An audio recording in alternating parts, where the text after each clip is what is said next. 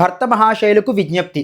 ఈ సంవత్సరం సంక్రాంతికి వస్తున్నటువంటి 3వ సినిమా రవితేజ గారు, తిరుమల కిషోర్ గారు కాంబినేషన్లో వస్తున్న ఈ సినిమా మీద నాకు 3 మేజర్ కంప్లైంట్స్ ఉన్నాయి. అవేమిటంటే 1 వల్గారిటీ, 2 రైటింగ్, 3 ఐడియాలజీ. ముందుగా వల్గారిటీ గురించి మాట్లాడతాను. మీరు సంక్రాంతి కోసం ఒక సినిమాని తీస్తున్నప్పుడు ఆడవాళ్ళని, ఫ్యామిలీస్ని దృష్టిలో పెట్టుకుని సినిమా తీస్తున్నప్పుడు ఎలా తీయాలి? అందరికీ నచ్చే విధంగా తీయాలి. సినిమాలో వల్గారిటీ ఎంత ఎక్కువగా ఉందంటే హీరోయిన్స్ని వారి అంగాంగాలని చూపిస్తూ ఫ్రేములు పెట్టడము, ఎక్స్పోజింగ్ చేయడము, వారి యొక్క నావెల్ మీద, వారి యొక్క థైస్ మీద ఎక్కువ కాన్సన్ట్రేట్ చేసి ఫ్రేములు పెట్టడము. ఒక సాంగ్ ఉంటుంది, అది 2 హీరోయిన్లతో. ఆ సాంగు ఎంత క్రింజ్గా ఉందంటే నాకే చూడడానికి కొంచెం సిగ్గేసింది. ఆ స్టెప్పులు ఏంట్రా, కొరియోగ్రఫీ ఏంట్రా అంత దారుణంగా, అంత వల్గారిటీతో ఉన్నాయని అసలు ఎలా పెడతారండి అంత వల్గారిటీతో?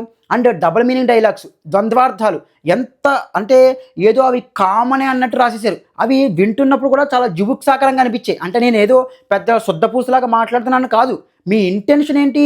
మీరు ఫ్యామిలీ ఆడియన్స్ కోసం సినిమా తీస్తున్నప్పుడు వాళ్ళకి నచ్చేలా తీయాలి.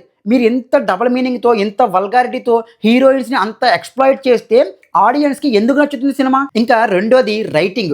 నాకేమనిపించిందంటే ఈ సినిమా యొక్క రైటర్ కానీ, డైరెక్టర్ కానీ ఫస్ట్ హాఫ్ రాసేసి అక్కడి నుంచి షూటింగ్కి వెళ్ళిపోయారేమో, సెకండ్ హాఫ్ వీళ్ళ దగ్గర కథ లేదేమో, అందుకనే సెకండ్ హాఫ్ అంత వీక్గా ఉందేమో అనిపించింది. ఫస్ట్ హాఫ్ కూడా అంత గొప్పగా ఏమీ లేదు. అసలు కాన్ఫ్లిక్టే తీసుకున్న ప్లాట్ పాయింటే అంత గొప్ప పాయింట్ ఏమి కాదు. అండ్ దానికి ట్రీట్మెంట్ కూడా చాలా రొటీన్గా చేశారు. అయినప్పటికీ కూడా ఫస్ట్ హాఫ్ మనకి ఎగ్జైటింగ్ గాను, కామెడీ తెప్పిస్తుంది. ఎందుకంటే ఫస్ట్ హాఫ్లో ఉన్న కాన్ఫ్లిక్ట్ అనేది లైవ్లీగా ఉంటుంది, మనకి నవ్వు తెప్పిస్తుంది, ఆ కాన్ఫ్లిక్ట్ బలంగా అనిపిస్తుంది. కానీ సెకండ్ హాఫ్కి వచ్చేసరికి ఇంటర్వెల్కే కాన్ఫ్లిక్ట్ పాయింట్ ఎండ్ అయిపోతుంది. ఎప్పుడైతే ఇప్పుడు ఈ సినిమా యొక్క కాన్ఫ్లిక్ట్ పాయింట్ ఏంటంటే పెళ్ళి అయిపోయినటువంటి ఒక వ్యక్తి ఇంకో అమ్మాయిని పెళ్ళి అయిపోయిన తర్వాత ఇంకో అమ్మాయిని ప్రేమిస్తే ఆ భార్య, ఆ గర్ల్ ఫ్రెండ్, ఈ భర్త మధ్యన ఎలాంటి సంఘర్షణలు వచ్చాయన్నది ఈ కాన్ఫ్లిక్ట్ పాయింట్. ఎప్పుడైతే హీరో ఇంటర్వెల్కి వెళ్ళి తను ప్రేమించిన గర్ల్ ఫ్రెండ్కి నాకు పెళ్ళి అయిపోయింది అని చెప్పేశాడో అక్కడ కాన్ఫ్లిక్ట్ అనేది ఎండ్ అయిపోయింది. అక్కడతో సెకండ్ హాఫ్కి కావాల్సిన ఆ ఎగ్జైట్మెంట్ అనేది చచ్చిపోయింది. సెకండ్ హాఫ్కి వాళ్ళకి సరైన ఎగ్జైటింగ్ సరంజామా అనేది దొరక్కపోవడం వల్ల వాళ్ళు ఏం చేశారంటే ఏవేవో సీరియల్ సాంగ్స్ని రీమిక్స్ చేసి, పాటలు పెట్టి, అర్థం లేని వల్గారిటీ సాంగ్స్ పెట్టి, అండ్ కమెడియన్స్తోనూ విలన్స్ని తీసుకొచ్చి ఏవో గేమ్స్, అంతాక్షరి, తొక్కుడు బిళ్ళ ఇలాంటి గేమ్స్ అన్ని ఆడిపించి సాగదీశారు. ఏమీ లేదు అక్కడ, సొల్లు నింపుకుంటూ రాశారు సెకండ్ హాఫ్ అంతా. లిటరల్గా కాన్ఫ్లిక్ట్లో ఉన్నటువంటి బలం వల్ల ఫస్ట్ హాఫ్ ఎంత ఎగ్జైటింగ్గా, అంటే మరీ ఎగ్జైటింగ్ కాదు కానీ కామెడీ జనరేట్ అయింది న్యాచురల్గా. అదే సెకండ్ హాఫ్కి వచ్చేసరికి కామెడీ కాదు కదా, బాగా చిరాకు వచ్చేసింది. అండ్ మూడవది మోస్ట్ ఇంపార్టెంట్ ఐడియాలజీ. వాళ్ళు తెలిసి చేశారా, తెలియక చేశారా తెలియదు కానీ వాళ్ళు అంతర్లీనంగా రచయితలు ఒక చీప్ ఐడియాలజీని ప్రమోట్ చేశారు. వాళ్ళ కథలో మెసేజ్ పరంగా లాస్ట్కి ఏమి ఇచ్చారన్నది కాదు, అంతర్లీనంగా ఏం చెప్పారంటే మగవాళ్ళు వాళ్ళ బుద్ధి పరంగానే చీటర్స్, వాళ్ళు చీట్ చేస్తారు. పెళ్ళి అయిన తర్వాత కూడా వేరే అమ్మాయిలతో తిరగచ్చు, అవన్నీ చేయొచ్చు.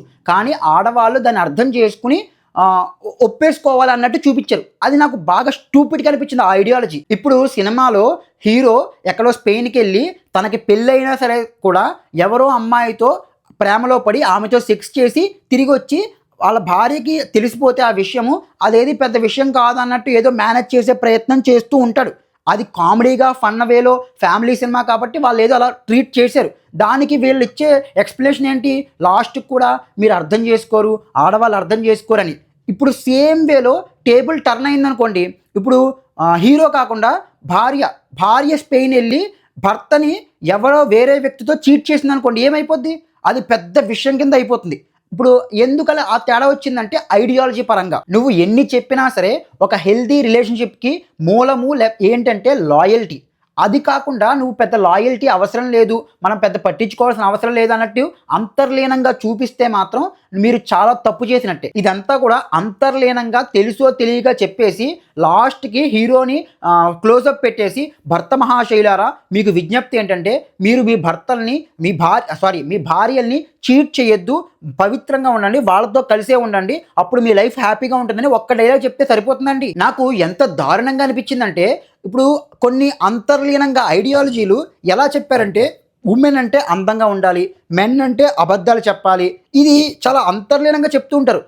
తన సొంత భార్య ముందు నువ్వు గర్ల్ ఫ్రెండ్ని ఎందుకు ప్రేమించావు, తనతో ఎందుకు సెక్స్ చేశావు అని అడిగితే ఇంత అందంగా నువ్వు ఒక టవల్ కట్టుకుని నా ముందొచ్చి నుంచుంటే నువ్వు ఒక దీశా పటాని, నువ్వు ఒక మోనికా బెల్లూచి లాగా ఉంటే నీలాంటి కత్తి లాంటి ఫిగర్ని ఏ మగాడు వద్దనుకుంటా అంటారు.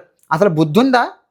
అసలు బుద్ధి పెట్టే రాస్తారు. అసలు నీ సొంత భార్య పక్కన ఉండగా అలా ఉందని అప్పుడు నువ్వు ఎందుకు నీ భార్యని పెళ్లి చేసుకోవడం? నీ భార్యను వదిలేచ్చు కదా. పోనీ క్లైమాక్స్కి వచ్చేసరికి హీరో తను తప్పు చేశారని చెప్పేసి ఏమైనా గిల్ట్ ఫీల్ అవుతాడంటే లేదు, మళ్ళీ అబద్ధాలు ఆడేసి తనని అక్కడి నుంచి తప్పించుకుంటాడు అంతే.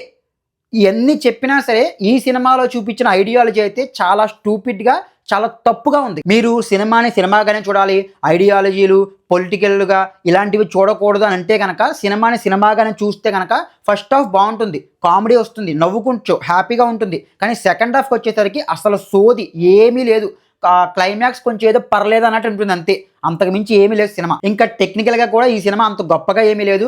ఎస్పెషల్లీ ప్రొడక్షన్ వాల్యూస్ చాలా తక్కువ బడ్జెట్లో సినిమా తీసారేమో అన్నట్టు. అంటే ఆ సరౌండింగ్స్ కూడా చాలా చిన్నగా. ఇప్పుడు మనకి ఒక మాల్ చూపిస్తారు, మనకి మామూలు రియల్ లైఫ్లో మాల్ చూపిస్తే ఎలా ఉండాలి, పెద్దగా కనిపించాలి. కానీ ఈ సినిమాలో ఏదో క్లోజ్డ్ ఎన్వైర్న్మెంట్లో తీసినట్టుగా అనిపిస్తుంది. అంటే ప్రతిదీ కూడా కుచించుకుపోయినట్టు చిన్నగా కనిపిస్తుంటాయి. ప్రొడక్షన్ వాల్యూస్ చాలా లో స్టాండర్డ్స్లో ఉన్నాయి. పెద్దగా మిగతా టెక్నికల్ డిపార్ట్మెంట్స్ కూడా పెద్ద గొప్పగా ఏమీ లేవు. నాకు ఈ మధ్యన భీమ్స్ మ్యూజిక్ చాలా బాగా నచ్చుతుంది. ఈ సినిమాలో కూడా పాటలు కానీ బ్యాక్గ్రౌండ్ స్కోర్ కానీ చాలా బాగా ఇచ్చాడు, బాగున్నాయి, నాకైతే బాగా నచ్చాయి. ఇంకా ఆర్టిస్టుల యొక్క పర్ఫార్మెన్సెస్ అంటారా, పెద్ద ఎవరికి స్కోప్ లేదు, క్యారెక్టర్లో బలం లేదు కాబట్టి వాళ్ళు కూడా పెద్ద గొప్ప నటులేమి కాదు కాబట్టి తీసుకున్న వాళ్ళు. And both women and men పెద్ద నటులేమి కాదు కాబట్టి వాళ్ళ నుంచి పెద్ద గొప్ప నటనేమి రాలేదు. ఇంకా మోస్ట్ ఇంపార్టెంట్ రవితేజ గారు అయితే ఆయన చాలా కళ తప్పిపోయి అందవిహీనంగా ఏదో ఒక పేషెంట్ లాగా ఉన్నారండి స్క్రీన్ మీద. ఏదో అసలు ఆయనలో ఆ ఔరా లేదు. ఆ ఔరా లేకపోవడం వల్ల ఏదో ఒక పేషెంట్ లాగా ఎనర్జీ లేక చాలా అదో రకంగా ఉన్నారు ఆయన స్క్రీన్ మీద. ఐడియాలజీలతో పెద్దగా సంబంధం ఏమీ లేకుండా, రైటింగ్ అవసరం ఉంది అని మీకు ఏమైనా భావన లేకపోతే, వల్గారిటీ మీకు పెద్ద ప్రాబ్లం కాకపోతే, టైం పాస్ కోసం అయితే ఒకసారి ఈ సినిమా చూడొచ్చు. ఫస్ట్ హాఫ్లో బాగానే నవ్వు వస్తుంది, అంతకు మించి అయితే ఏమీ లేదు. That's it. జై హింద్.